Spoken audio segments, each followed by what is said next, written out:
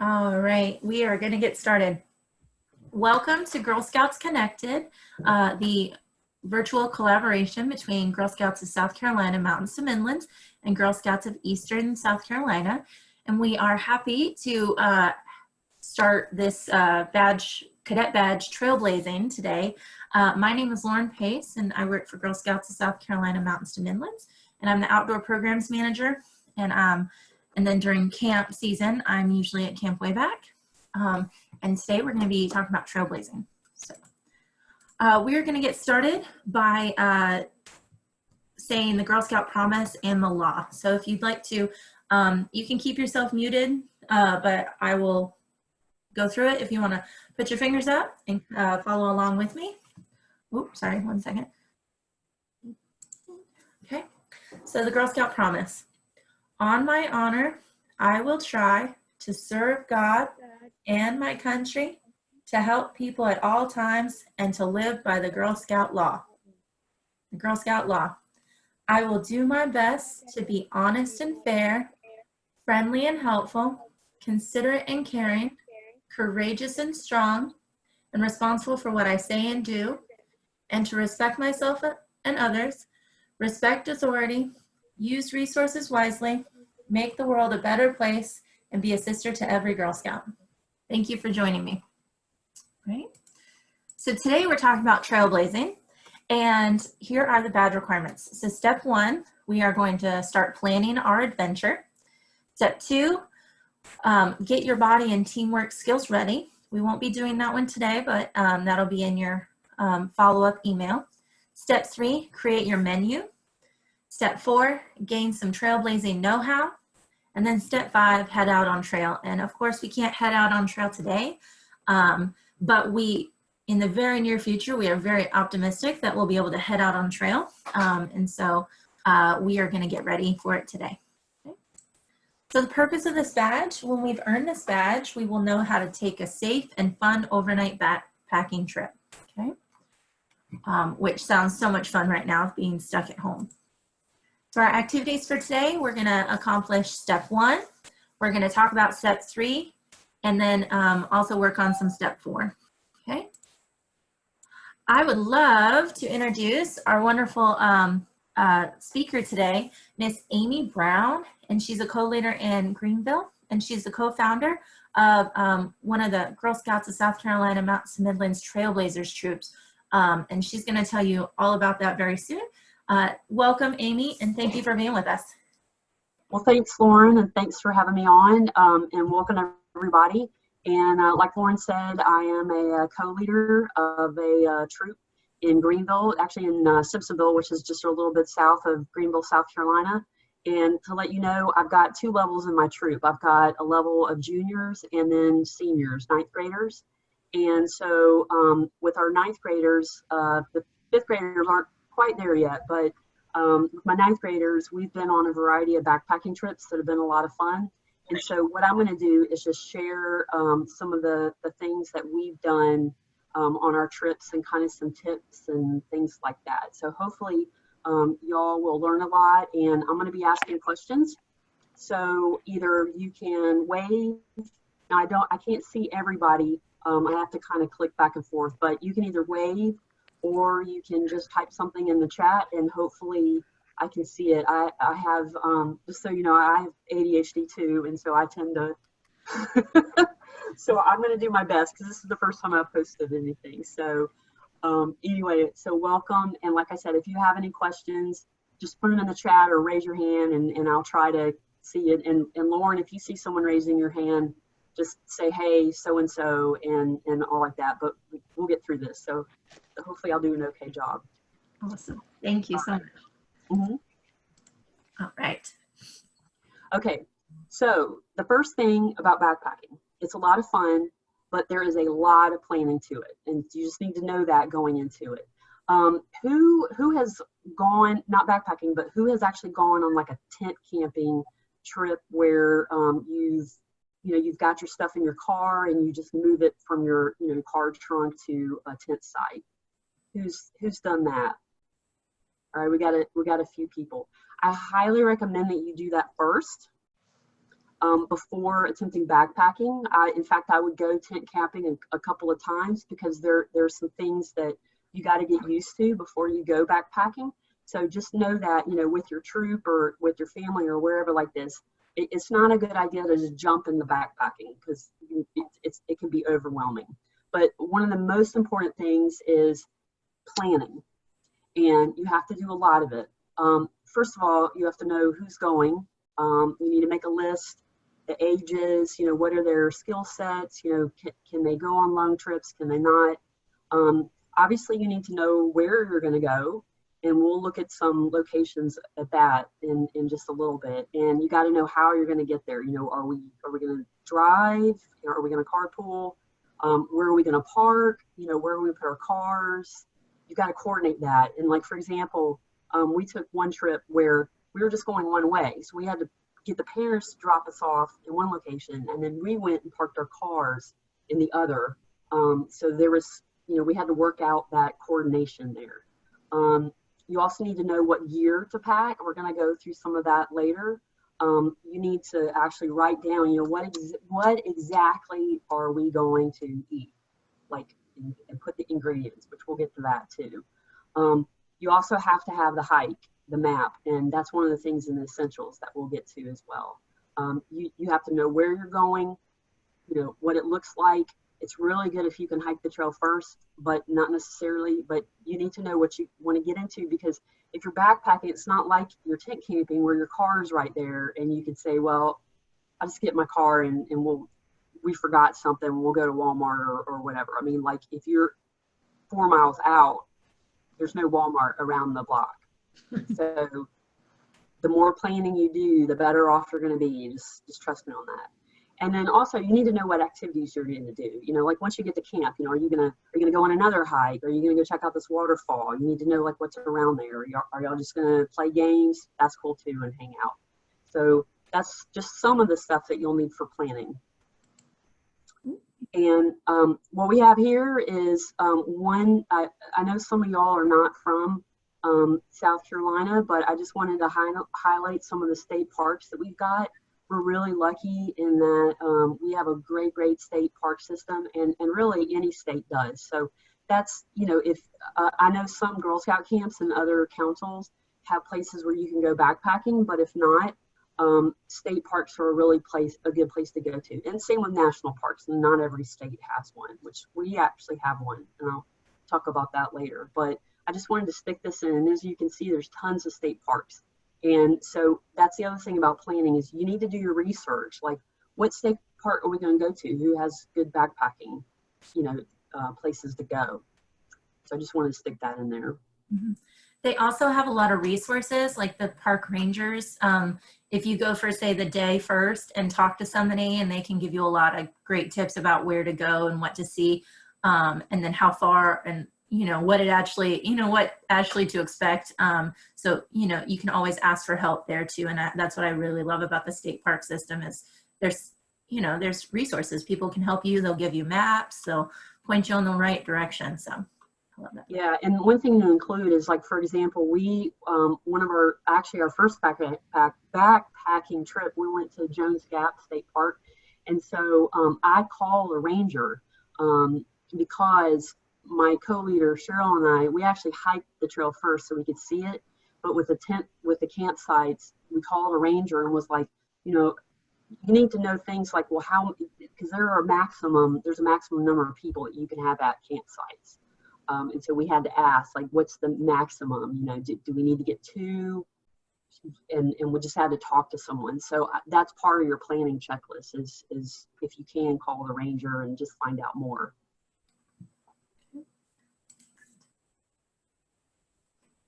All right, here's more planning. This is the boring part, but I promise you have to do this because you don't want to run into trouble. You need to know how much money are we going to spend. That's one thing you need to work with your troop about, and your troop leader. What kind of cookie money are we looking at? How much is everything going to cost? You need to know before you go shopping how much money you have, because that's going to make a big difference. Because some backpacking stuff can get pretty expensive. I'm not gonna just talk through all these review safety things because y'all can read. But it is important. Just some of the highlights in here are like first aid. I've got 2 first aid kits. One this is my small one that I have for just hiking, and then when we go on a troop backpacking, I've got a much larger one that's got more bandages and stuff like that. And just so y'all know, I took something called wilderness first aid, and that is a lot more. Who here has taken a first aid? He either worked on the first aid badge or taken a course, something like that. It looks like a lot of y'all have. Great. Well, the wilderness first aid is kind of the next step, because it's one of those things where, if you're 4 miles out and somebody gets hurt, you can't just call 911, and you might be in a place that you don't even have cell service. So first aid, wilderness first aid is kind of the next step toward that. And if y'all can take a wilderness first aid class, I know some councils offer that, definitely take it, because it's a great skill set to have. But that's like one of the most important things. You've got to take someone who's first aid trained. Backup plan. What are we going to do if a thunderstorm comes up? Because in the mountains, Lauren can tell you, there's pop-up storms all the time. So you need to know, what are we going to do if it rains? You got to pack for that. Are we going to encounter, could we encounter a bear? You need to know that. Like, what are we going to do? You need to know how to deal with animals, all that sort of thing. I already talked about calling a ranger. Training. What kind of training? Because you can't just like strap on a backpack and then say, all right, we're ready to go. You need to train. You need to be able to know, can I carry 25 pounds on my back? It sounds like I can do that, but once you do that, you're like, this is a little bit. Of course, y'all probably have like tons of books in your backpack for school. Do y'all have like really heavy backpacks? Y'all are just kind of looking at me. Okay. Yeah. So, all right. So my daughters have like tons of, no? Okay. Well, my daughters have like huge backpacks. And so it may be more that I won't tell you how old I am, but I have to do more training. But that is something, you need to walk. You need to go hiking a little bit before. You can't just like jump in there and go backpacking. So that, like I said, I'm not going to read through that, but that's just some of the things you need to know. Okay. I know I'm doing a lot of talking, but like I said, with the planning, it's very important. There are 10 essentials on backpack. These are things, okay, so y'all know what essential is, right? Yes, that means you have to have it. Like, you will be in dire shape if you don't have these things while backpacking. And navigation, a map. You really need to have a map, because don't rely on electronic stuff, because what if your battery goes out? You don't have new batteries with you. A map is really important, like a topographical map. A headlamp, extra batteries. Skin. We already talked about first aid, a knife, and a gear repair kit. Who has done knife safety? Have y'all worked with knives or done any kind of knife safety? All right, some of y'all. All right, I would highly recommend doing some of that and learning about knives, because they are very versatile tools when you're backpacking. Fire, that's an essential thing. Are we gonna, are we gonna have actually create a fire? Or are we gonna do stoves, which I'm gonna show you that later? You got to have some kind of heat. Shelter. Are we going to take tents? Are we just going to have hammocks with like a rain fly? That's another way you can do it. And then extra food, water, and clothes. That's kind of self-explanatory. I'm not going to, but that's just in case, I fall into the river and I'm all wet. So, all right.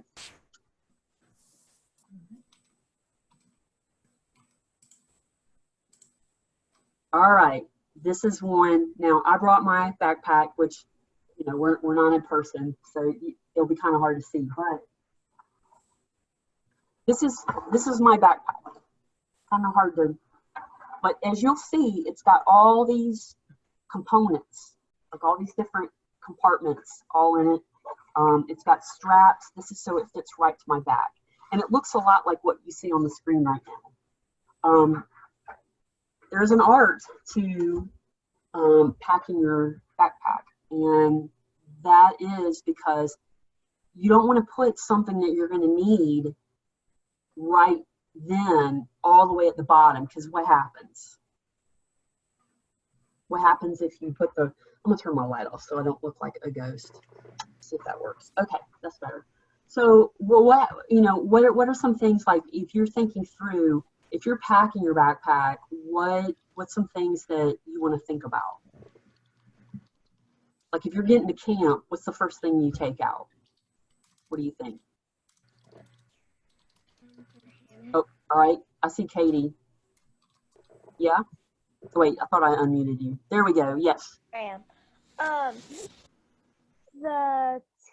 I would probably take out my tent, pitch it, and then put the stakes down, and then, but never unroll your sleeping bag because bugs and critters could get in there until you're ready to get into it. Yeah, and that's a really good point.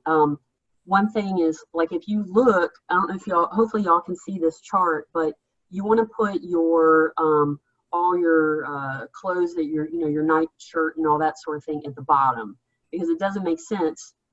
Like Katie said, when you first get there, you want to get your tent stuff out, so that should be at the top, because you don't want to have all your night stuff, your toothbrush, and have to pull. Look how big this thing is. You have to pull all this stuff out to get to the bottom.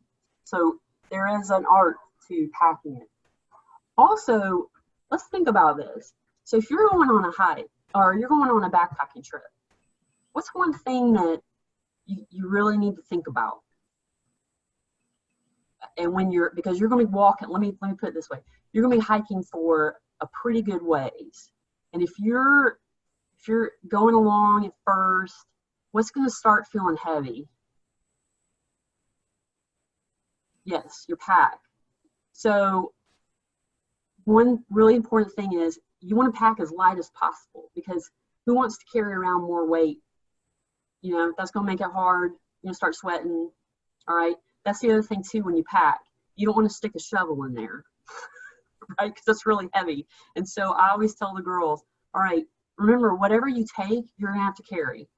All right. Because I'm not going to carry it. So when you're looking through that, these are just some things you can see, some of that, but I won't go through the whole pack, but these are some things to think about. Now, if you're going with a troop, Miss Amy, Yes. and there's a group, so say there's a cooking set, does everybody carry one little thing, or does somebody carry the pots and the cooking stuff, and then somebody carries the tents? How do you divvy that up? Yeah, and I'm glad you bring that up. So it's when you're with your troop, what we do is we meet early, like about an hour and a half before we actually leave, and we divvy out, we lay out all of our tents, we lay out our cooking, whatever, things like that. And then we tell the girls, all right, when you first get there, we're going to weigh you, and we're going to look at your stuff. And if there's anything that's not essential, it's not going to go with us. And then we weigh to see how much it weighs then, like without all the stuff. And then once we figure that out, then we say, okay, so you're going to take the poles, you're going to take the tent poles, you're going to take the actual tent, you're going to take the cooking, you're going to take the food. So you divvy it out. So you can't just pack your bag and you're done with a troop. You've still got to make space. And we tell the girls, fill up your backpack, try to shoot for about halfway full, because we got to put more stuff in it, and you just everyone's got to pitch in and do that. So thank you, Lauren. That was actually, I forgot to bring that up, so thank you. Is there anything that's non-essential that you still allow to go on the trip with you? Say that again. Is there anything that's non-essential that you still allow? Like if I wanted to bring, I have my very favorite monkey stuffed animal, do you allow any wiggle room? Yes, but I do tell them, whatever you bring, you have to carry. And even the tiniest thing, like this pen, it weighs something. And if if you brought, think about it, if you brought like 50 pens, I mean that would, I mean, I don't know anybody's gonna bring 50 pens on a backpack trip, but I mean, just to say, even something small, a bunch of small things adds up. I mean, that may be a pound, and that's, that may not sound like much, but if you've gone like 6 miles, and that's an extra pound that you really don't need to carry. The other thing too, though, is if we see that we're not going to have room for the essential stuff, then we may say, okay, is this something that you really need? But yeah, I mean, if we've got room and then there's something you want to carry, and you're, you got to deal with it. So yeah, we do allow for that. Awesome. Somebody did ask me, what happens if you put something important in the bottom? Well, that means you got to take everything out, and then you got to repack it. And we make them repack it. Like, we're not going to do this for you. So, okay, create your menu. This is the good stuff because it's food and everybody likes food. All right, again, it takes planning. And you want to take light stuff, right? Now, there are 2 types of foods. You got freeze-dried and dehydrated. So is there anybody that already knows the difference between the 2, between freeze-dried and dehydrated? Because there is a big difference. Anybody? I don't see anybody. I'm trying to scroll through. Oh, let's see. Katie, are you raising your hand? Or are you just doing that? Oh, hold on a second. Let me unmute you. Okay. Were you saying something, or? Yeah, I said that I was raising my hand. Okay. So, yep. Like, dehydrated is when you put, like, when you put it into, like, a dehydrator or whatever, and then, like, freeze-dried is, like, where you, I don't know. You're pretty much on it. Freeze-dried is that it takes out 99% of the water, whereas dehydrated, I think, is like 95. And there's a difference in appearance. Like, if you look here, freeze-dried looks more like a strawberry, right? That looks more like it. Whereas dehydrated, it's more squished. Also, with dehydrated food, you can add water to it, and that kind of bulks it back up. Whereas with freeze-dried, it's just going to melt. You just want to eat it the way it is. But both of them are very light. Freeze-dried's a little bit lighter. Now, I will say this: you can buy some freeze-dried food at the store, but it's expensive. So what we did is we bought ice cream sandwiches. Now, did you think that there's such a thing as freeze-dried ice cream sandwiches? Yes, there are, and it's good. It's good. Dehydrated, like Katie said, you can make it at home in a dehydrator, so it's cheaper that way. Which we already talked about, which food packs best. The light stuff, things in packets. You don't want to take stuff in like hard boxes or anything like that. Now, y'all may have already studied this in school, but for what types you want to have carbohydrates, proteins, and fats. Protein, who knows what protein does? Yes, anybody know? Protein is what gives you energy. All right, you gotta have protein, because if not, you're gonna start feeling weak. You don't want to do that when you're out on the trail. For fat, you want to have 30% of that. Carbohydrates are 60%, and carbs are like your pasta, your rice. Proteins are like your meats, like beef jerky. I like beef. Some people don't like beef jerky, but I do. Chicken, dehydrated chicken, or like the chicken packets. I'll talk about that in a second. And your fats are like your cheese, your oils, cookies or something like that. So, Miss Amy, I had a question. So dehydrated, what kind of texture does that have when you eat it? Is it at all like a real fruit, or is it completely different? It's squishy. It's like, it's more like a gummy, I think, like for the strawberries, because I dehydrate strawberries. They're more like a kind of gummy feeling, whereas freeze dried is like kind of crunchy a little bit. Okay. Yeah, it's more So crunchy. if you were feeling like you wanted something crunchy, you would definitely go with the freeze dried. Right. It's just the cost. The cost is the Oh, big issue, okay. but it is a little bit lighter. Are there any fruits that don't freeze dry? Do you know? Watermelon. Right, because it's mostly water. Well, wait a minute. Freeze dry or dehydrate? Watermelon doesn't dehydrate very well. Some people say it does.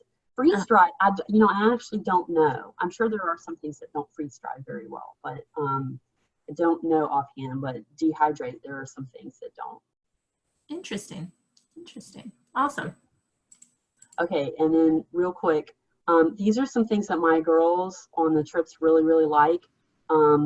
A Nor rice side, packet of chicken, Velveeta cube. Now that's if you like cheese or not.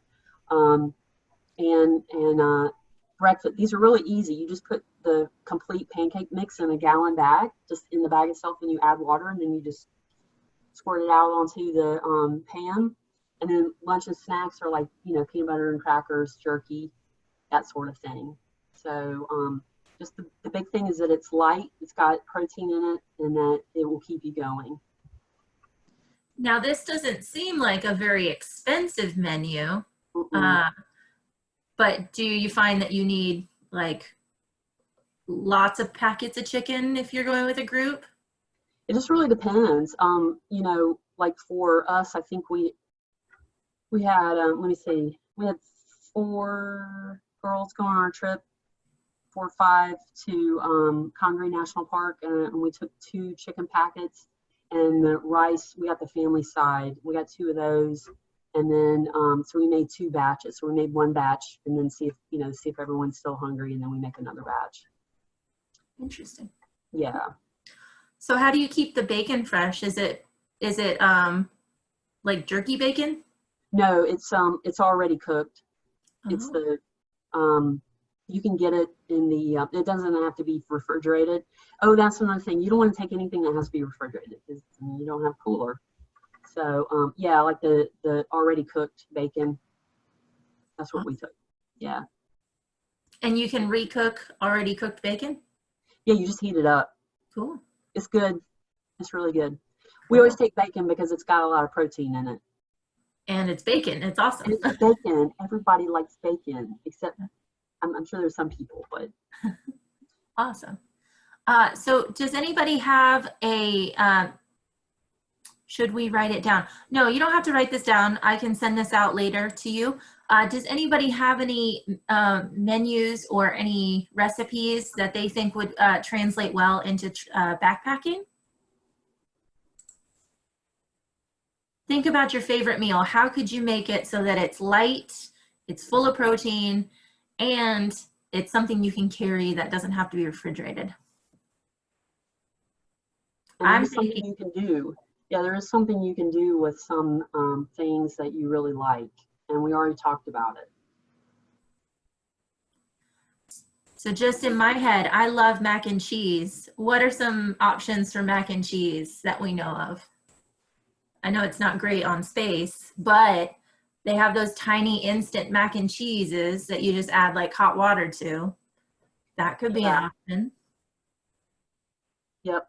Not much protein. Remember, one thing, it's got to be able to get squished without breaking. Because if you're putting it down, if it's going in a backpack and something's going on top of it, that's one thing to consider too.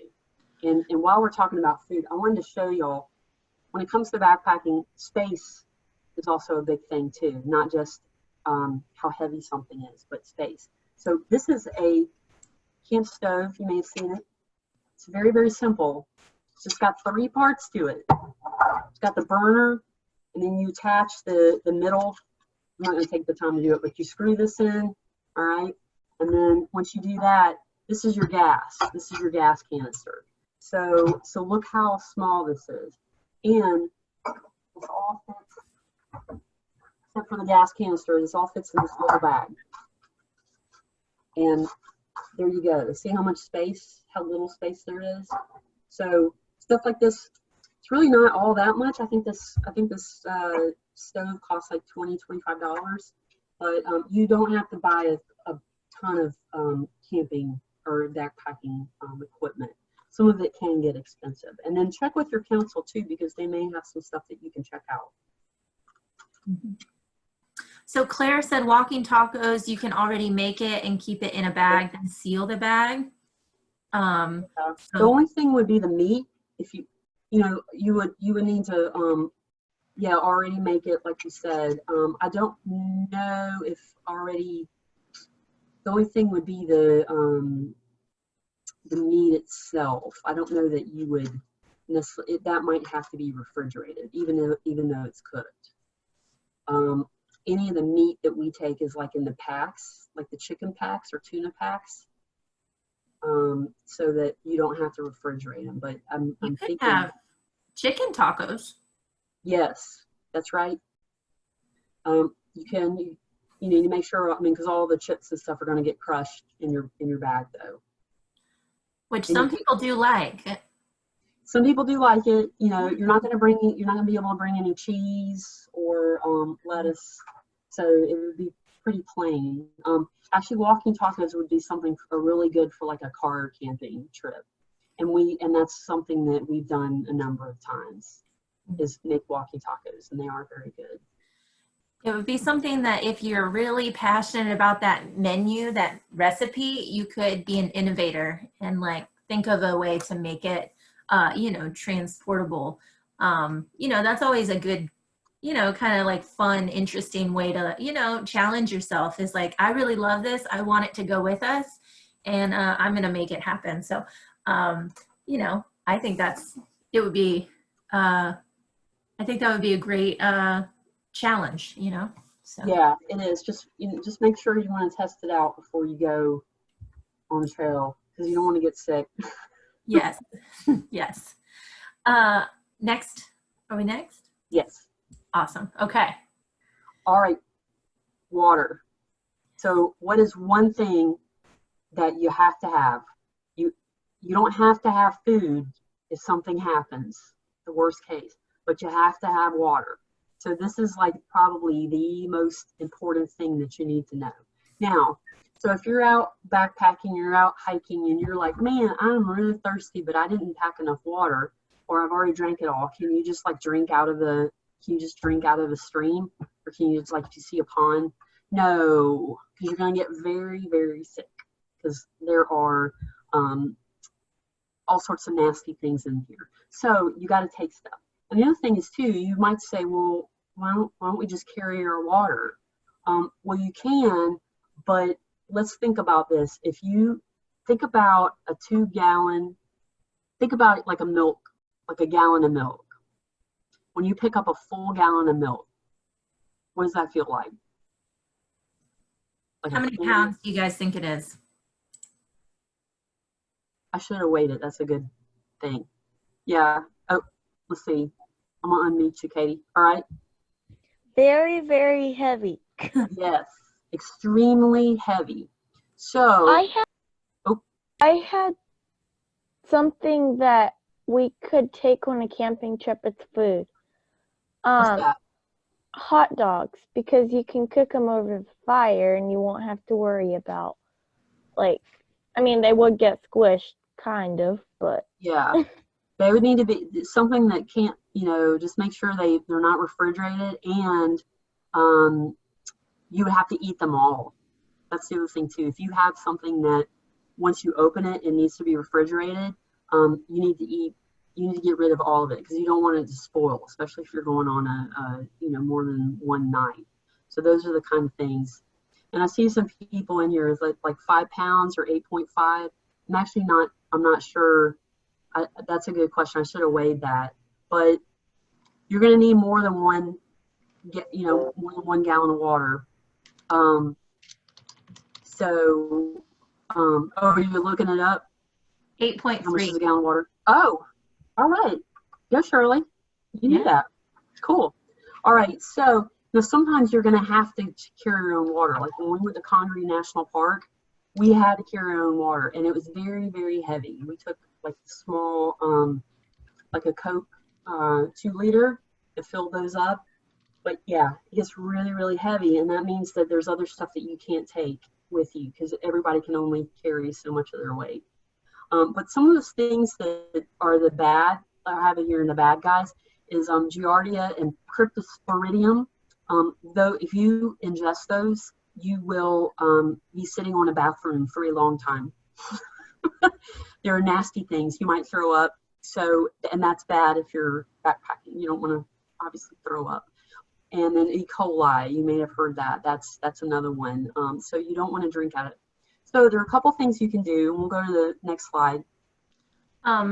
Just a small little funny thing. So I heard that one of these Giardia or the Cryptosporidium, one of them is like offhand called a beaver fever because beavers are in the water, like depending on where you live, and you know they pollute the water because they're animals and they don't know any better, and so they call it the beaver fever because it gives you a fever and it makes you very, very sick. So they're like, avoid the beaver fever. So I never heard that. I heard that one time and I was like, oh, okay.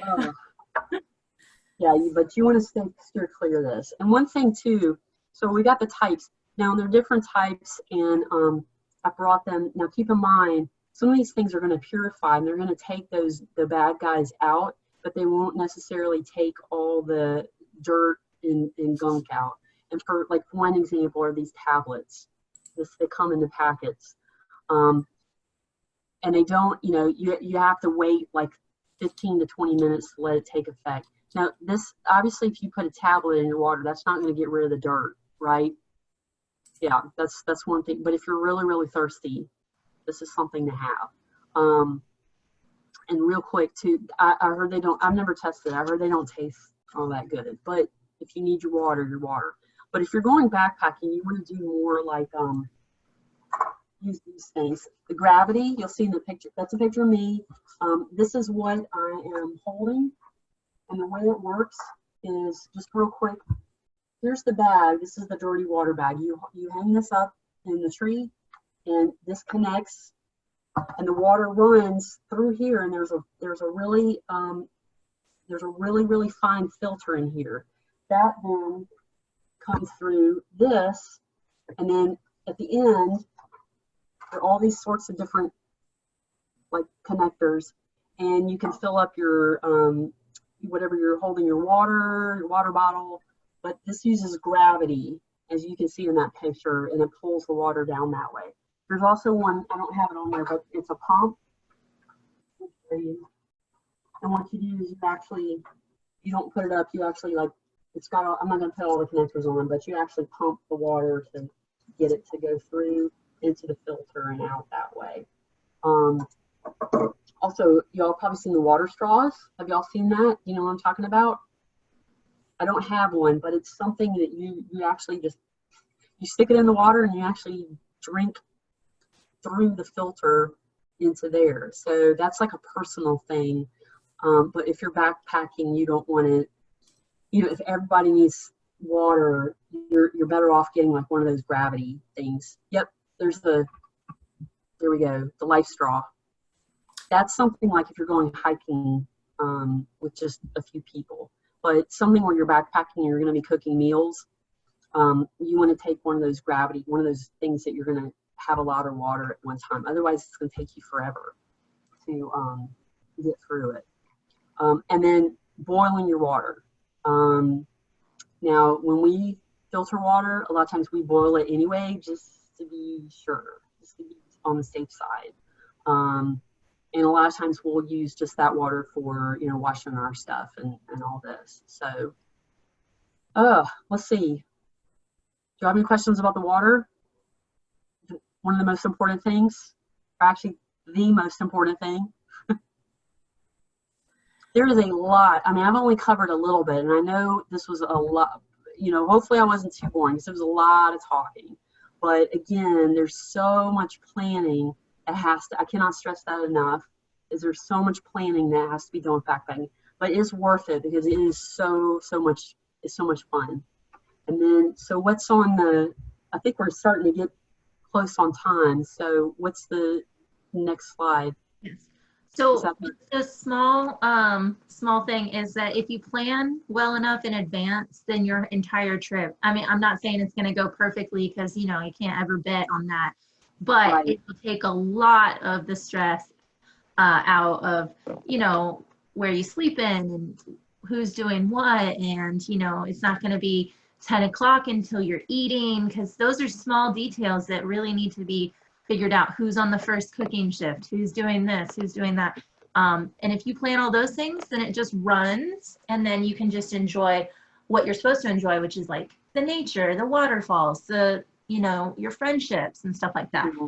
So that's my biggest stress, is like if you plan it ahead, it'll go smoother later. Katie And says she has a check the weather. question. Check the weather. Check the weather. My question is, how do you go to the bathroom? Good question. You find a good place in the woods that's oh gosh, I just blanked out on how many feet away from water. It's like 200 Yeah. feet, I think. Yeah, 200 feet away from a water source. And you have something called a trowel, which is like a little Shovel. a little shovel, and you go in the woods, and there's something called like a I haven't had my coffee yet, so, but there's like a pack, and you have toilet paper and all that sort of thing in it too, and you have to take your toilet paper back with you. Mm-hmm. And I know this is this may sound gross, but anyway, but yeah, no, that's a very good question. But yeah, there are no bathrooms out 4 miles, out from. But that's a very good question. Mm-hmm. Okay, then I think I'll just hold it the whole trip. Well, no, because that's not healthy either. Yeah. Especially if you're going several days at a time, you can't hold it for days and days and days. Yes. But that is a great way to like test to see if you're ready. Maybe you take a day trip, and maybe you have to go, number one, in the woods, and you give it a try, and maybe it's not for you, and that's okay. And then you wait a year and say, "Ooh, I really want to go backpacking." So you go for a day and you try it again. See, that's the thing about knowing your own mind and saying, this isn't for me. I'm gonna stay where there's a bathroom, or maybe taking those chances and, being a risk taker. But definitely trying it out before you're stuck 4 days out and you have to go. Yeah. And Claire says some places have a bathroom, which is true if you're going car camping, or even just a little ways, like a mile away from your car. That is true, if you don't mind walking that much. But like on a backpacking trip, but like for our first one, we went 4 miles, and so 4 miles into the woods, they don't have bathrooms. So, but Claire, that is right. There are some places that do. It just might have to walk a little ways, but if you're going on a long one, there are no bathrooms out there. Yeah. Behind a tree. Yes. But you can, feel like everybody has to go outside, so it's not like you're weird. I always remember that is everybody has to do it. So when you gotta go, you gotta go. Yep. All right. All right, and just real quick, I just wanted to tell y'all, in those of you in the South Carolina Mountains and Inlands Council, we're starting up a new Trailblazers troop. And what it is an outdoor-oriented troop. We're going to be doing things like we're going to be taking a trip or some activity or event once a month, and that is outdoor related. And then we're going to have one meeting a month. That's also you learn about things, or it's training or some kind of orientation, like to backpacking, because you got to go on those things and learn about it before you actually do it. This is something it adds on to your troop. So you would not be changing troops. It would be a secondary troop, if you will. So this would not take the place of your troop. It would just be something that, hey, I also want to go on this trip because, maybe my troop doesn't do this sort of thing, but I'm interested in it. So that's what I mean by a secondary troop. And you get to pick and choose what you want to go on. you can do it as a set, like I said, as a second troop, or if you're a Juliet, which means you don't belong to a troop, you can join it as well. There's going to be an informational meeting this Sunday at 3 p.m. on Zoom. So if you're interested in it, talk to your parents, and they are more than welcome to join. In fact, we would like for them to, but join our Zoom meeting to find out more about it. And then Lauren is going to send out a sign-up link. Is that correct? Yes. Okay. She's going to send a sign-up link about it. So please join. It's going to be a lot of fun, and we're starting it up this September. It's going to start in September, but the informational meeting is this Sunday. So that email is going to go to the email that registered you. So if it happens to be your mom's email or whomever's that, signed you up and you are interested, double check that specific email because that's where that link is going to be. I don't want you to miss out. The link is also, most of you don't have Facebook, but there is a link also on a Facebook post. So if you didn't get my email for some reason, it'll be there. So yeah. And I think that's the last one. That is it. So like I said, I know y'all, thank you for joining. There is a lot of talking to it, but it is worth it to find out, to learn about it. And it's very exciting. So I love it. And our girls love it too. So I forgot to add the next step slide. That was my bad. So your next step, you'll have to complete step number 2, which is getting physically fit for a trail, which means, taking a couple test runs and taking your gear and everything. Like we had talked about, doing a day trip, maybe a couple miles, and then coming back and, evaluating your gear and stuff like that. So getting fit. And then the 5th one is actually taking a big trip. So make sure that when you're planning with your troop, you're bringing all these things up and you're making sure all these checks are done. And then when you take your trip, you're going to have a great time. So that'll also be in the follow-up email. Okay. But thank you guys for joining us today. And we hope you had fun, listening and, seeing the different sides of backpacking. And we hope to see you next week for our next cadet our next cadet program, which is special agent. So I think that's about detective work. So, all right. All right. We'll see you next week. All right. Thanks, y'all. Have a good week. Bye.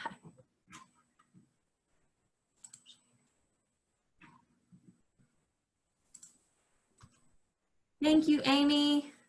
No problem. Have fun. It was great. Thank you so much. No problem. Thanks. And I'll see you on Sunday. Oh, shit.